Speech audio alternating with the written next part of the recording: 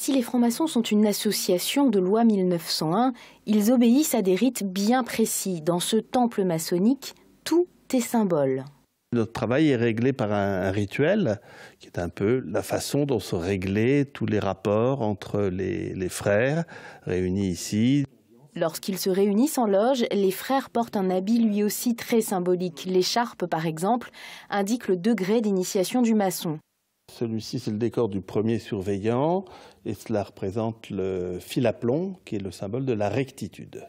Plus étonnant, sous ces attributs maçonniques siège une Bible. On ne le considère pas forcément comme un livre religieux, mais comme un recueil d'histoires qui explique beaucoup de choses. Ce qui n'empêche pas les maçons de croire en Dieu s'ils le souhaitent. C'est une des particularités de la Grande Loge de France, une des 4 loges présentes en Sarthe.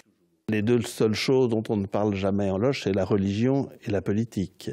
Donc il n'y a pas de dogme, il y a un principe créateur que chacun peut y mettre ce qu'il veut dans ce principe créateur. Donc certains frères sont chrétiens, certains sont croyants, certains sont agnostiques, mais ce principe créateur, on l'appelle le grand architecte de l'univers, quel qu'il soit. Entre liberté individuelle et rite, depuis le XVIIe siècle, les francs-maçons continuent d'œuvrer en toute discrétion.